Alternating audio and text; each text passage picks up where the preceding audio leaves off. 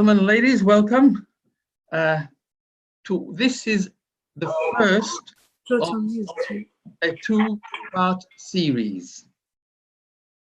The first of a two-part series. And the reason why we're doing this is because people have been asking, is there any connection between the pandemic and the coming of Mashiach? And we want to address that issue. But before we can address that issue, we have to clarify the basic facts of what is Mashiach. We've got to get the basic facts right. So we start with the basic facts, sort out the definition or the general idea, what is Mashiach, and then in a subsequent presentation in Hashem, which will be announced to you like advertised like this one was, then we pick up the connection between Mashiach and is there any connection between Mashiach and the current world situation? So this is number one of a series of two. So we're trying to get the basic facts right.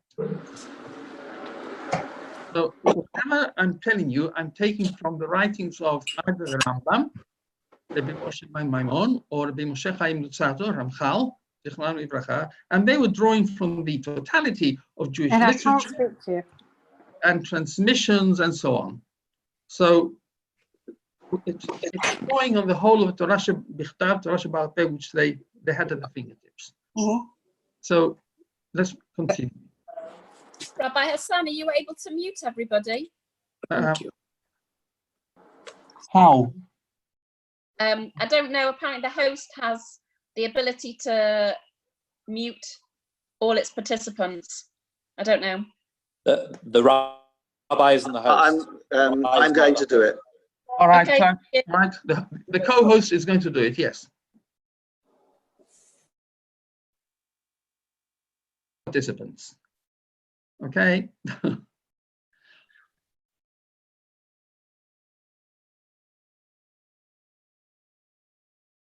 Okay. Please nod if you can hear me. You can hear me. All right. Thank you. Okay. So let's get the overall perspective, the global perspective of the idea of Mashiach. Where does Mashiach fit in to human history? So it's important to realize that Hashem created humanity with a goal in mind. It was not just a haphazard decision. There's a goal ahead. We are moving in a certain direction. He wants humanity to achieve, and that's why he made us. There's a purpose in creation. So he started with Adam and Chava, Adam and Eve, and they had a goal to achieve, but they did not.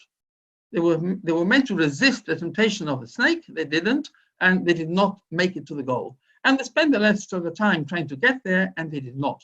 And humanity went on for a while, and the situation did not improve. The situation deteriorated further and further, more and more. And by the time 1,600 years later, 1,650 years later, we have Noah and his family as the only people who have a potential to reach the goal, but the rest of humanity has lost it. They can't do it.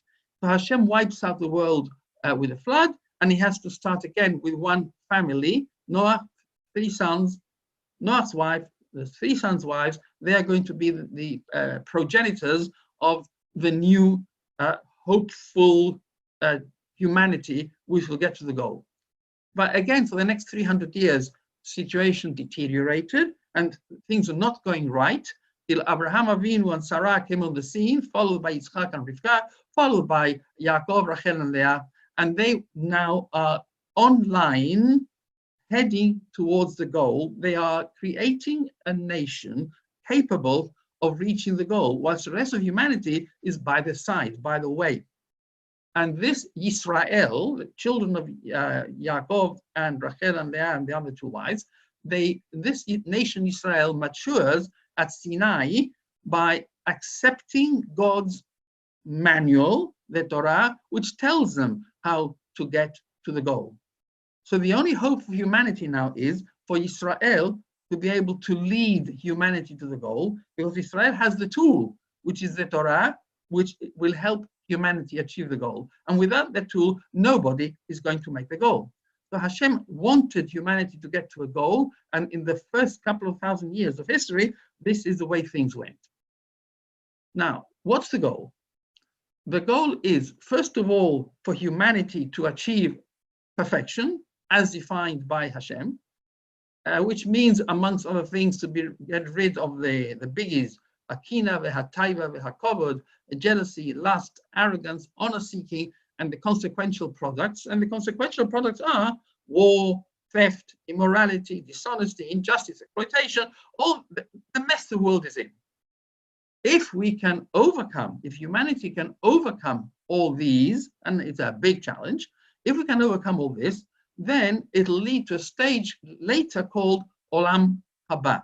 We'll come back and discuss Olam Haba. We're hoping to get to a future world where everything has been sorted out. That is the goal, to get to the future world. This is discussed at length by Rabbi Moshe Chaim Lutzat and Derech Hashem and other books. This is the basic sort of the basics of the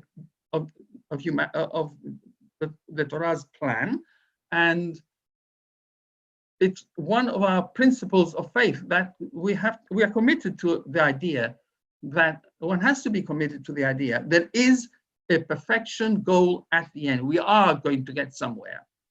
So what's the role of Israel in this whole world situation? Individuals may achieve their own perfection. However, humanity will not make the goal until the nation of Israel has achieved national perfection and attached itself to the Shekhinah, the divine presence, and then influence the rest of the world. So there's quite a few stages to go. Individuals have to achieve their own perfection, but that by itself will not do it. You need a sufficiently large number of individuals in Israel first to make it, and then to influence the rest of the world. So we are meant to be the leaders to lead the world to that goal.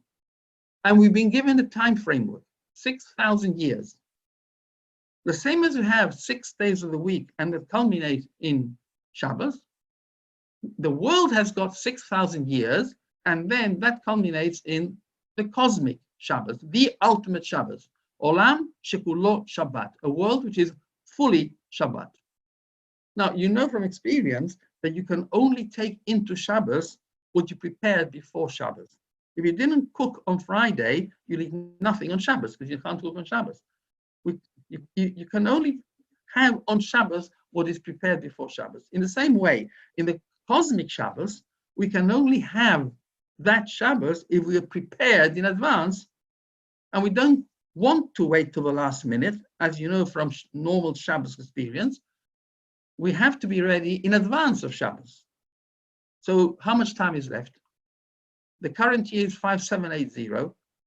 There's only 220 years to go. So the more time goes by, the nearer we are to having to get there. We have to. Time is running out. So we are meant to lead humanity. Israel is meant to lead humanity. And the question is, who is going to lead Israel?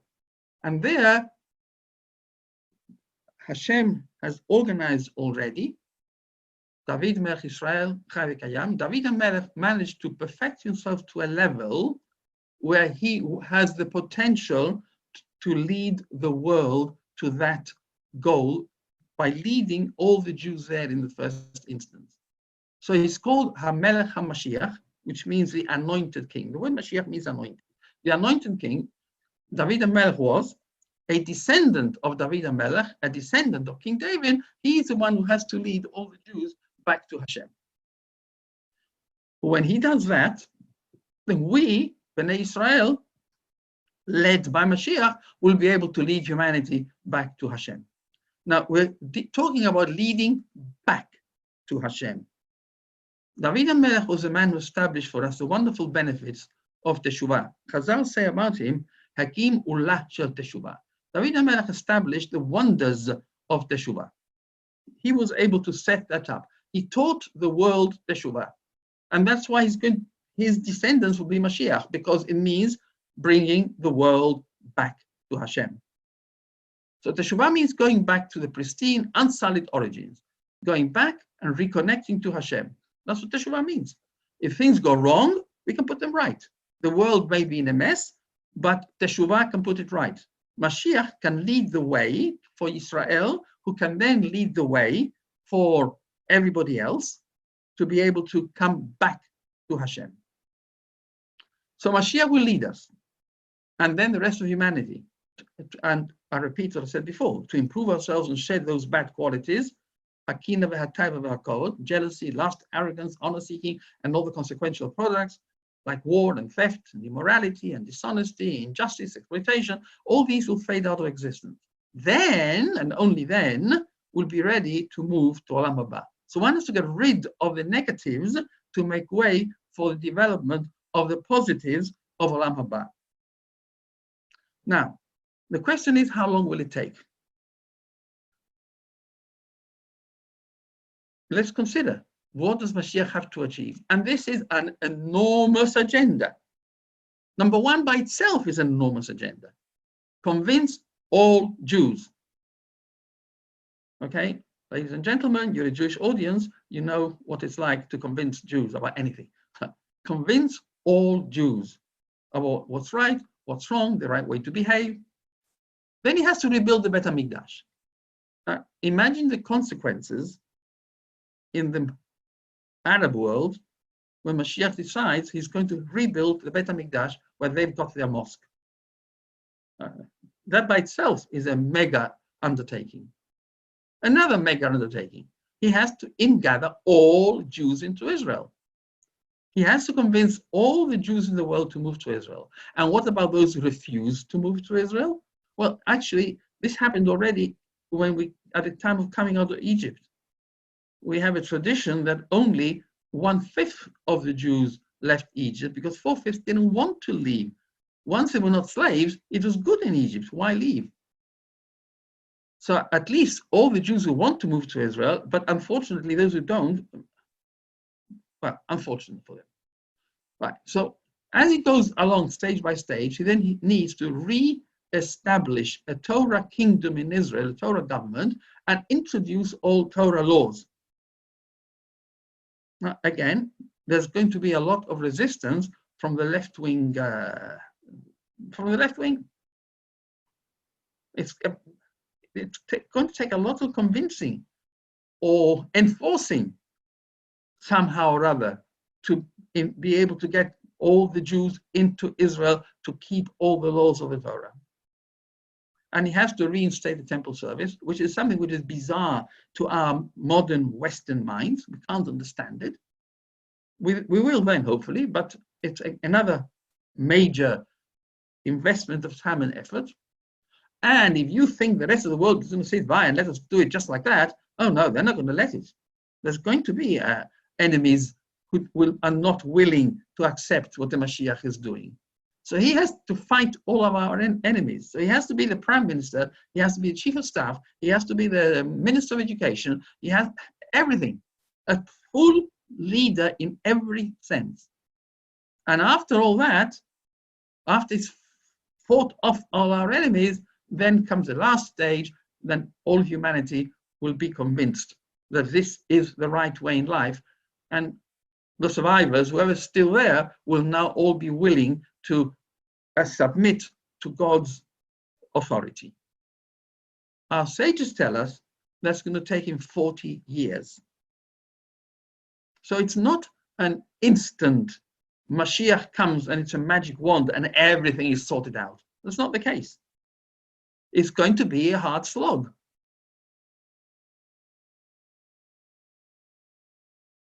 We'll discuss, please God, in the next session, Bezrat Hashem, how are we going to fit into those upheavals? Do we want to be a part of those upheavals? We do, but how? So it's going to take him 40 years to sort the situation out. It's got to achieve a tremendous amount. It's got to put the whole world right after thousands of years. Now we just get some. Can I ask you, does Mashiach have to do all that by himself, or Oh, I'm sure those people that like you go will be with able to him help him. He'll ask you to help him. Okay. He wants the Jews to help. If we go along with him, we'll be part of the process. Now, he will expect support from dedicated, devoted Jewish people. Now, I've got the next piece in Hebrew for those who want to just understand it, but I'll come to the translation straight away. This comes from the Rambam. The translation I got from, it's a very good translation by Eliyahu Tuga, published and copyrighted by Muznaim. So just give credit where credit is due. So this is the Rambam in Hilchot Melachim, Kings, chapter 11. He says, in the future, the Messianic king will arise and renew the Davidic dynasty, restoring it to its initial sovereignty. He will build a temple and gather the dispersed of Israel.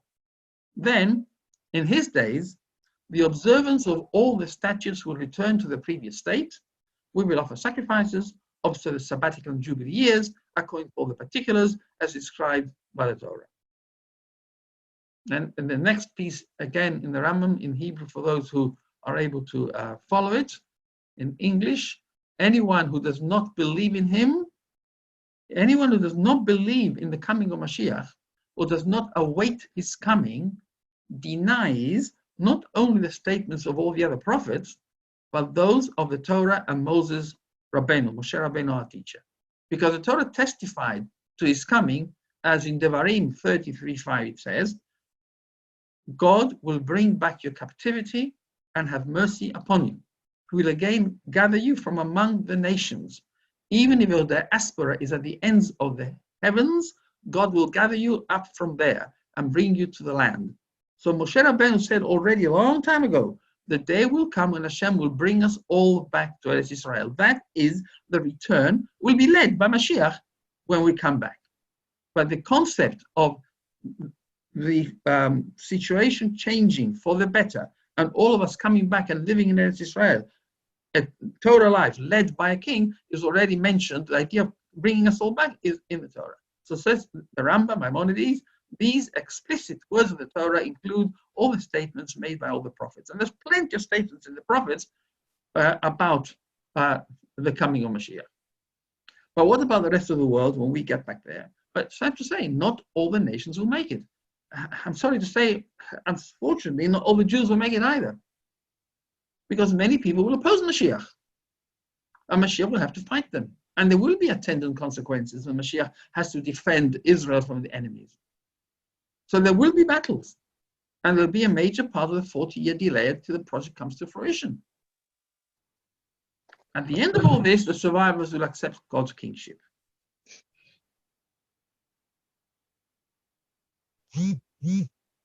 Right. The next piece, again in Hebrew, for those who can follow it. Do not presume that in the Messianic age, any facet of the world's nature will change, or there will be innovations in the creation. Rather, the world will continue according to its pattern. So it's going to be according to this opinion in the Gemara, which is quoted by Rambam and codified by him. The natural world will carry on naturally. We live a physical life like we're living now, but we're going to be led towards spiritual development and perfection. And there will be an impact on the nations of the world as well. So when Isaiah said, the wolf will dwell with the lamb, the leopard will lie down with the young goat. These words are a metaphor, a parable. The interpretation of the prophecy is as follows. Israel will dwell securely. The lamb, Israel, will dwell securely, together with the wicked Gentiles who are likened to a wolf and a leopard. Everybody, they will all return to the true faith and no longer steal or destroy. Rather, they will eat permitted food at peace with Israel, as again Yeshayahu says, the lion will eat straw like an ox. All these messianic prophecies of this nature are metaphors. In the messianic era, everyone will realize which matters were implied by these metaphors and which allusions they contained. So at the moment, we don't yet understand it. Another quotation for those who can follow the Hebrew, coming up in English. So our sages thought there will be no difference between the current age and the Messianic era except the emancipation from our subjugation to the Gentile kingdoms. Like you said before, it's going to be a natural physical life on an elevated spiritual plane, but nevertheless we'll still eat and drink, and there'll be agriculture and so on. The simple interpretation of the prophets, he says, the simple interpretation. Maybe there's a deeper, but the simple the words appear to imply that a war will take place at the beginning of the Messianic age. It's called the war of Gog and Magog. It's not between Gog and Magog, as some people think. Gog is the leader of the nation called Magog, and this leader and this nation will lead a coalition to oppose the Mashiach and the Jews getting back into Eretz Israel.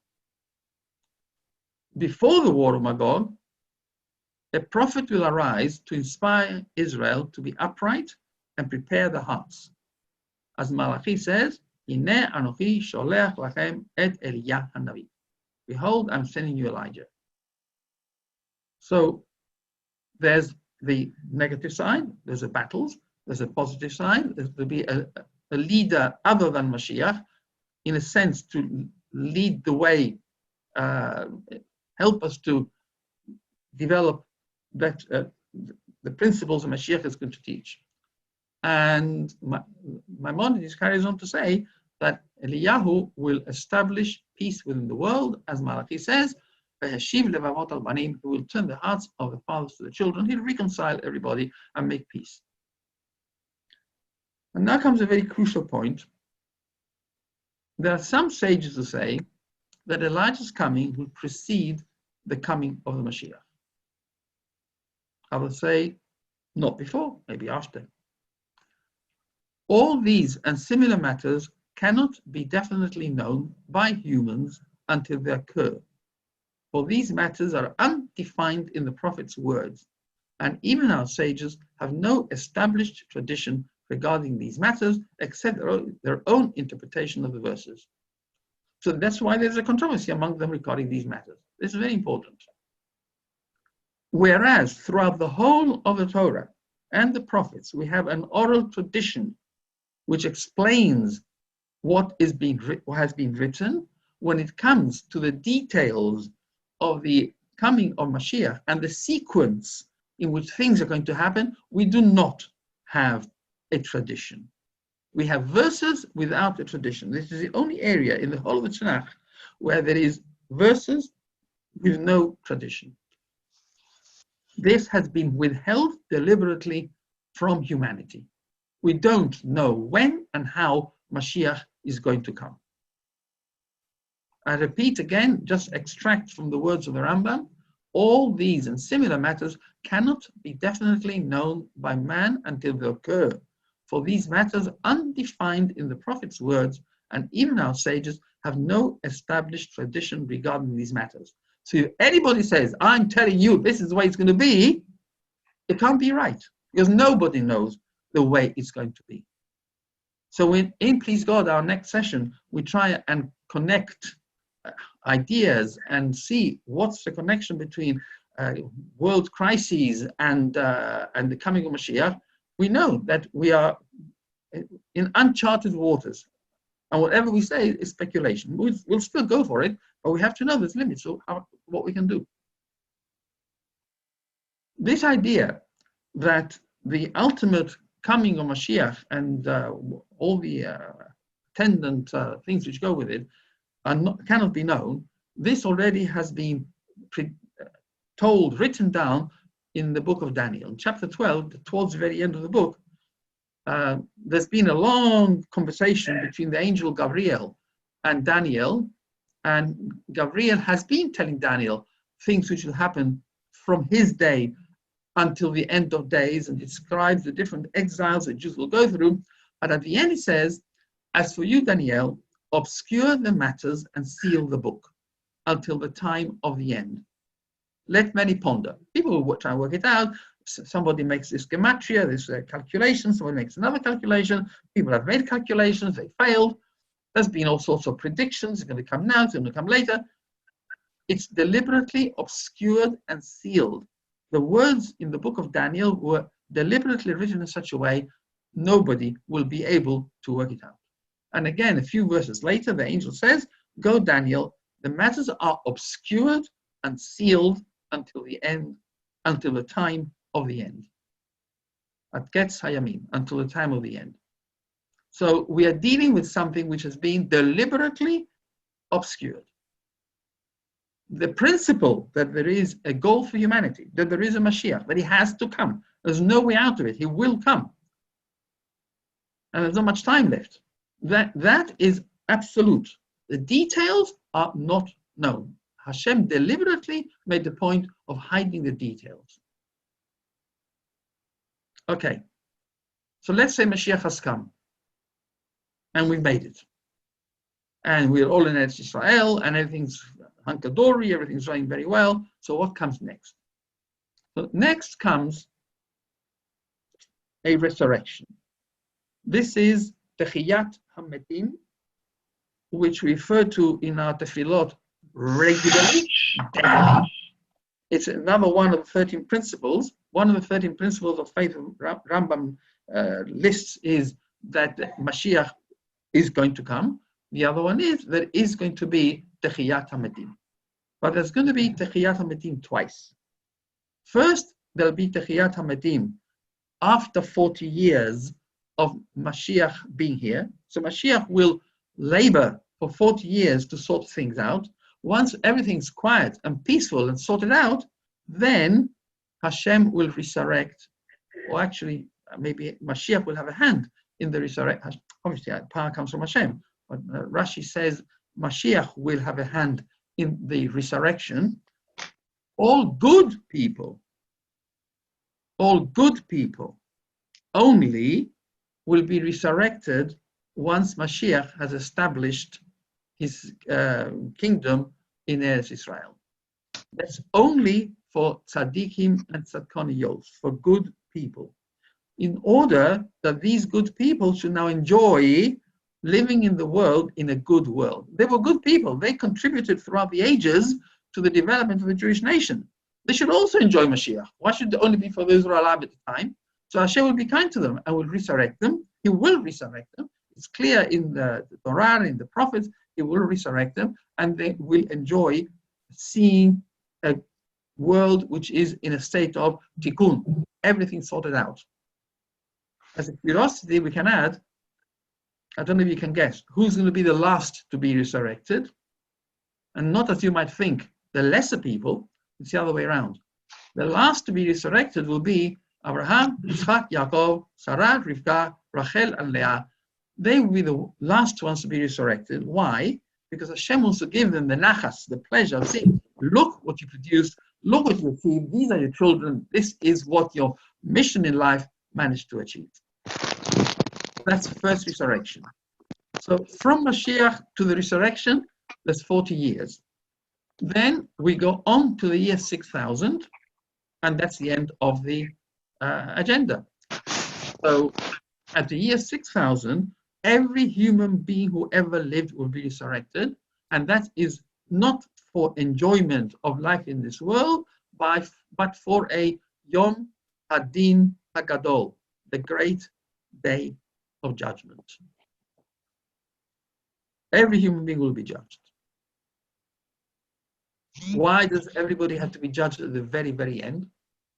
Isn't everybody judged every Rosh Hashanah? Isn't everybody judged every at the end of their life when they pass away? Why again a Yom Hadin Gadol, a final day of judgment? And this is because everybody who lived left a legacy, for better or for worse. Some people have left a tremendous legacy which carries on bearing fruit eternally. like Avraham, Isaac, and Yaakov, like Sarah, Rivka, Rachel, and Leah, like Moshe Rabbeinu, and like great teachers like Rashi, whose words are studied every day. But not only that, also people who, somebody built a hospital that carries on helping others for years and years and years. Somebody sets up a charity fund which carries on functioning for years and years. So Hashem will only be able to say to a person, this is what you achieved for the better or for the worse, when history has run its whole run. If somebody invented armaments and explosives, they'd also take into account at the end of time, look what your invention has achieved.